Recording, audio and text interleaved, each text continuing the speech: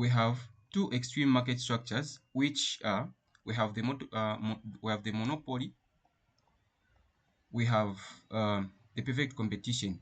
So the monopoly is going to be explaining those dominant markets that we have under the market structure. You also need to understand the definition of what a market structure means. From the word structure, we're simply trying to explain the characteristics of a market or any other markets. So we try to explain how those markets that in these markets behave due to the number of the firms that are there, how due to how easy to it is to enter in the market, and how easy it is to produce identical goods or produce unique goods. So that is all about market structure. And since you agreed that we're going to start from the last tutorial, and probably this is what we're going to be talking about. So the extreme market structures that I've mentioned, if you have a paper, you can just get a paper, then you'll be writing down what we'll be saying, because we are required to draw a table. We differentiate the two market structures. So we have the monopoly, like I've mentioned, and we also have a perfect competition. Here we talk about those markets that dominate the market, and here we talk about those markets that have competition in them. Okay, so what is the difference between these two market structures? We know that a monopoly is simply a market structure that has a single firm. Under a monopoly, we're going to find that, or maybe we can start from the perfect competition. So the perfect competition is simply a market structure that involves a lot of firms in them. Okay, so these firms do not have influence on the market price. These firms are too small to dominate the market on their own. You find that the firm is small. Probably it has no market power over the market. Probably to just get the market price from what from from the industry. Okay, from the industry is going to form the market price from the forces of the supply curve and the demand curve. These two curves are the ones that form the market price. Okay, once they form the market price, you find that the market price is going to be there. That this is what the equilibrium price is going to be, and the equilibrium quantity is going to be there. So since the perfect competition gets it has no influence, it is going to get the market price the way it is, and that's the reason you see the demand curve being like that, and it is the same thing as the price like that. Okay, I hope that is clear. And then you're going to find that in the monopoly, you can just state features of the perfect competition to differentiate features of the monopoly. That is how this question was basically asking us to do the first question. Okay, I hope there's no question there. If you have any question, you can ask so that we move together. Okay, so question B. Question B was saying illustrate the above market structure under the following condition. Okay, these conditions that are there, yazula class binango ambokanga ongena. Anyway, I had mentioned. Okay, so illustrate the above market structure under the following conditions. So here we have two market structures. Okay, so I'm going to try to illustrate these things that we have here: the losses, break even, and supernormal profits. I had mentioned in the previous video to say in the question they won't ask you, or they won't tell you to say we put break even, normal profits, or zero economic profits. Of course, they'll just put one word. They might put this, or they might put normal profits or break even points. So what you have to understand now is this: in the perfect competition, competition, we have the short run, we also have the long run, right? Like I'd mentioned, me writing here, it is very hard. So if you have somewhere to be writing, at least you should be writing what I'm saying, because it's hard for me to write here. So we have the short run and we have the long run. In the short run, you're going to find that a firm is able to make losses, it is able to make break even, which are normal profits or zero economic profits at the break even point. The firm is also able to make supernormal No, we profit. can't see your screen. We can't see your screen. How many can see my screen? How many can see my screen? Hmm, I can see it. I can't see it. Some of us. Can't see. You can't see my screen. You can't see my screen. Those that can't see, log out and log in again. Hmm. Okay, just it's just maybe your network. Just try to move. If you log out, bazange na bena. So just move from where you are. Okay, just move from where you are. So like I was saying, um, in the short run, I mean in the perfect competition short run, a firm is able to make losses at the point where price is less than average total cost. So average total cost is always the condition or the thing that determines when the firm is making losses or it is making profits. Then average when average when the price is less than average variable cost in the short run, average variable cost is the one that determines when a firm is supposed to shut down or continue producing. So do not mix up these two, because probably one determines when a firm is making losses and the other one determines when a firm should shut down or continue producing. Okay, so like I was saying, in the perfect competition short run, a firm can make losses, can make normal profits. A firm can as well make supernormal profits. Okay, so that this condition is satisfied in the short competition. When we move to the look, Lewis, you are saying something. Oh, sorry, it's a mistake. Okay, so in the long run, perfect competition, you are going to find that a firm is unable to make a firm of course can make losses, but a firm cannot make supernormal profits. Okay, so these things that I'm saying right now are the things that, of course, I believe that at this point, everyone knows how to draw graphs. Okay, I believe that everyone knows how to draw graphs. That's the reason I'm just explaining, or probably trying to explain these conditions. We'll try to illustrate these graphs later. There are questions. Yes, Moses. So, Christopher, you're saying that in a short run, a firm is unable to make supernormal profits, right? That is in the long run, That is perfect in the long competition. run. Well, that's in the long run. Yes. Yes. Okay. Okay, so you might want to Okay, so ask, you might or you want to might ask, need, or you can you might need, kindly mute your mic? mute your mic. Moses, mute your mic. Moses, my mic Moses, is hot. mute your mic. So in the short in the what's this in the long run perfect competition, what happens is this: the firm is only able to make normal profits for because of one simple reason. The thing that happens in the perfect competition is that when firms try to start making profits, profits have increased and all those things, you find that more firms are going to be attracted because of that profits. You know, there is easy entry and exit in the perfect competition long run. So firms are going to enter when firms are making profits. For that reason, there will be too much production, okay, and firms are going to be forced to to ask this to reduce the market price. When firms reduce the market price, you're going to find that the price is still going to go back at the equilibrium at that point where it started from. So it will go up, then it will go back. Can you please mute your mics? Aaron. Mario, mute your mic, Mario. Okay, so that is how it happens. So in the short run, the firm is able to make normal supernormal profits and any other things that are made because of the law of diminishing marginal returns. While in the long run, a firm is unable to make supernormal profits because of easy entry and exit. So these are just simple answers or direct answers that you can give as a reason why a firm is making those. Okay, so we have talked about the perfect competition. Let us move to the monopoly. So in the monopoly, you're going to find that the monopoly has a downward sloping demand curve, and it has a downward marginal revenue.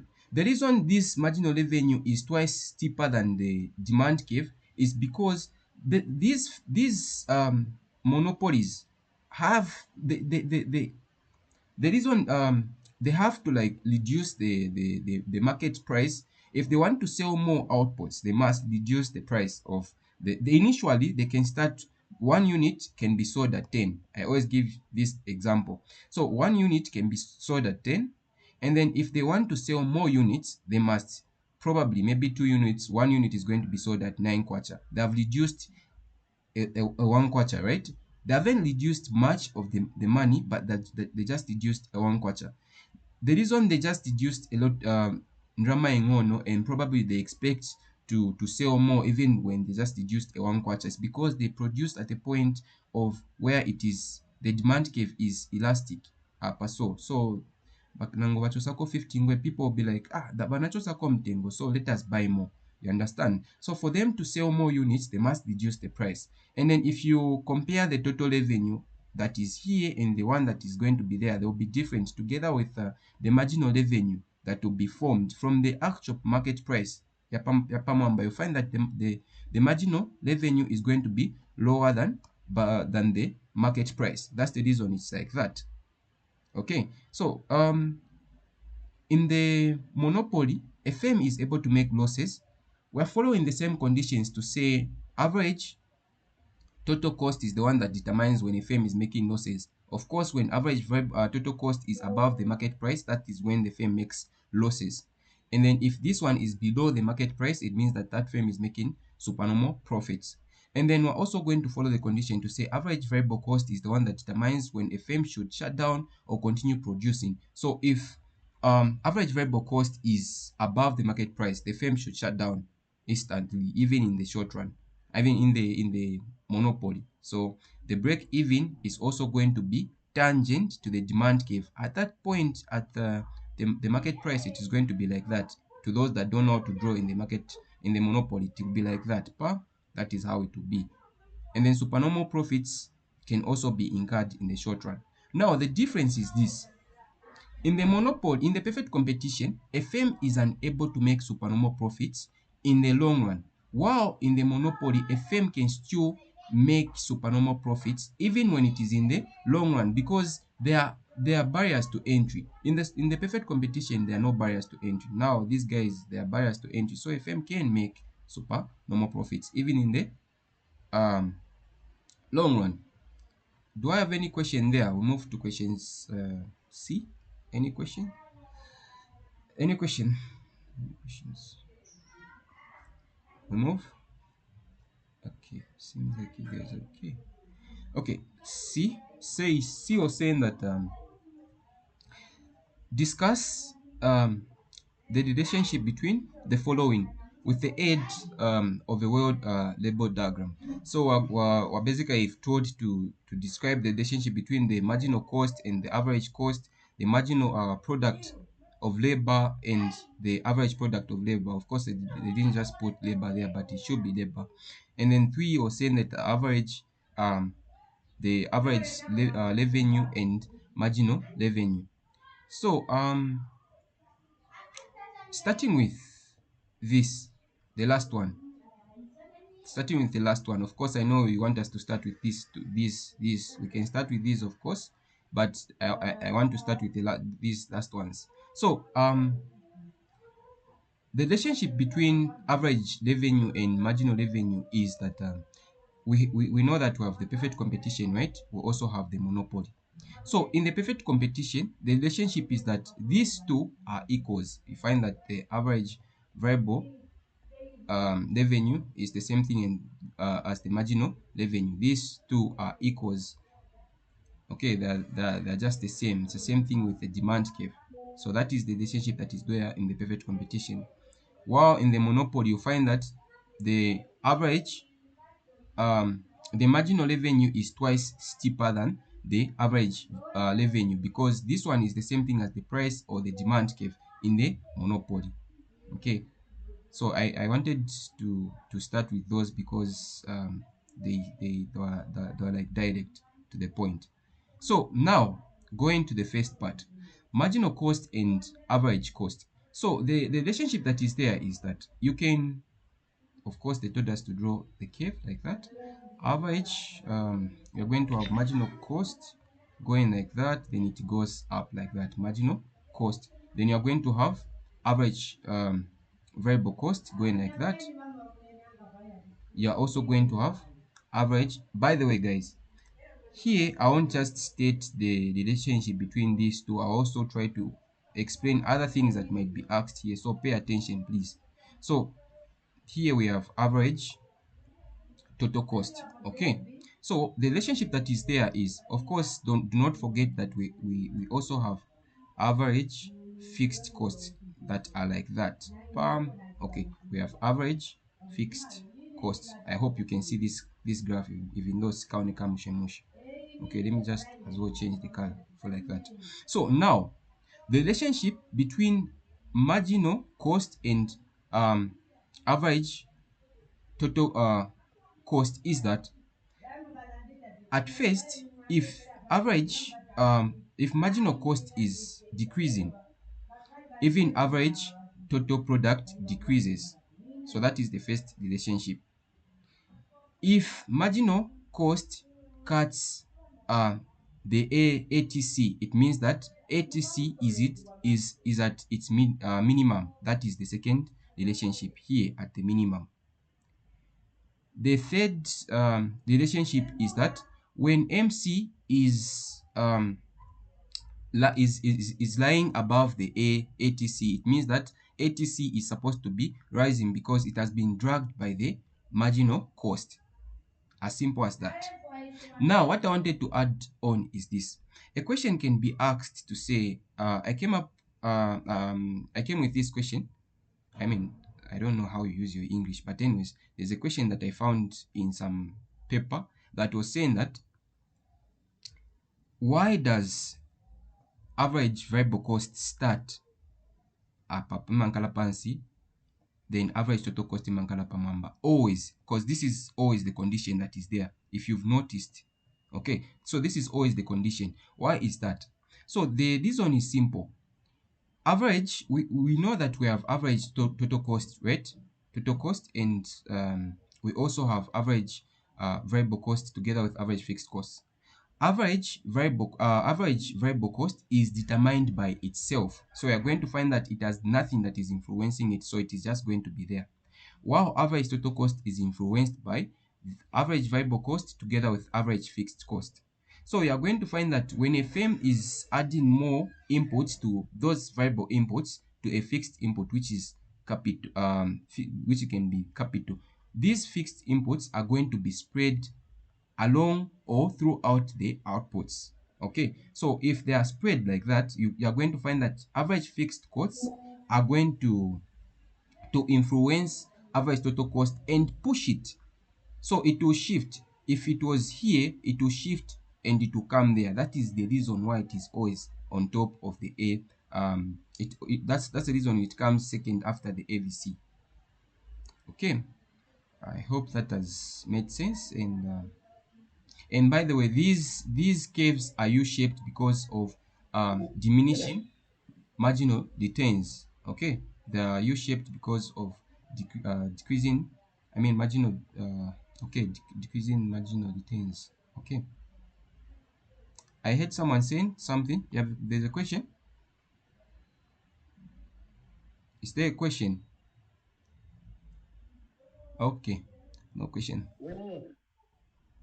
Okay, perfect. Ngati sivimveka nkukamba, ngati vimveka mwakamba ati tamvera, we move next. We'll just do that matham, yeah. Manje vizakamveka liti ngasazapira liti. Steven, iwe ndo violence waona ka? Anyways, okay, so we have to explain now the relationship between marginal product of labor and the relationship between average product of labor. So the relationship that is there is that, of course, remember we have when marginal product is increasing, it will go like that, and that will go like that. So we have average product of labor, and we have marginal product of labor, like that. Here it is at its maximum, and this one is also at and this one is also at its maximum there. Apa so pam na pam. So the thing is that when marginal product of labor is increasing, even average product is going to be increasing. As you can see, it will be increasing as well, to be like increasing like that. Once average product cuts the AVC, it will be at its maximum, not the minimum like the other one. The costs meet at the minimum, the products meet at the maximum. Okay, then you are going to find that once this one crosses the APL, this one will start decreasing. The average product of labor will start decreasing. So the relationship, if you are asked something like this, you just draw the graph and you write down what you're able to see. You even tell them to say, as you can see from the graph. By the way, guys, I don't know everything. Okay, I don't know everything. So if nakapanga mistake muzini was that no, you've made a mistake there, this is what we think, so that I also learn something from you guys rather than just talking to myself. Okay, so moving on. So you're going to find that marginal product of labor is going to be 0 at this point. Okay, it's going to be 0 at that point. If you continue producing from here, it will be negative, to start being negative. So now at this same graph, I want to also add up some things. A question can be asked. They can ask you to say, state from the graph that they give you points, and they tell you to say, state from the graph that you drew where the three stages, or explain the three stages of production, or explain where the diminishing marginal returns starts to operate. So we have three stages of production. We have three stages of production.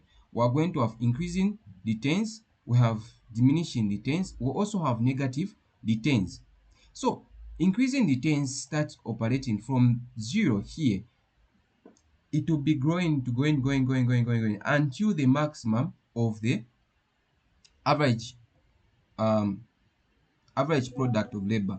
So increasing returns operate from here until the maximum there. So at this point, you're going to find that the more you're adding labor to a fixed input, that is capital, you're going to find that total product is going to be increasing exponentially, or at an increasing rate. So it will be increasing if you add Montomosi, you find that total product comes in maybe 20, you add another one 70, you add another one 8, just like that. It is moving exponentially. Then diminishing marginal returns starts to operate after the maximum of the APL, until it reaches 0. So from here until it reaches 0, all this part, that's where the diminishing marginal returns is going to start operating. At this point, firms consider this part to be irrational, because a firm will probably be using all the resources that it has. At this point, the resources are not efficient, like it's not using everything that it has, but at this point the firm is using everything. So here it is irrational, here it is rational, and the last part, which is negative returns, is also irrational. Okay, so I think here I'm even answering other questions that are in other tutorials, because I think these questions were asked in those other ones. Okay, moving on to D was saying that explain the three concepts that can be explained using the long run average cost curve. So we have three concepts under the long run average cost curve. The long run average, whenever you hear long run average cost curve, we're basically or simply talking about that curve green mwenze mu production chanza so chija chamene chija ndamene chinyanja nacho. That's the same graph that we're trying to talk about.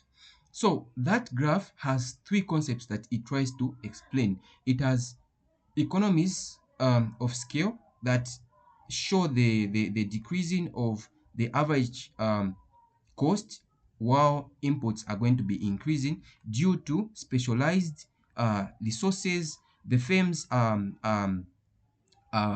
managing the firm properly, better management, and all those things. You find that a firm is new, of course, but it is big enough to buy um, what's this, inputs at a lower cost. You find that they're buying in bulks, or maybe the baba choselako baba chichilako discount. You know, when you go in a shop, you tell them to say, yeah, I'm buying 100 pieces of something. They'll be like, okay, we'll give you at this discount because you're buying too many things at the same time. You know, so this is where economies of scale is going to fall under.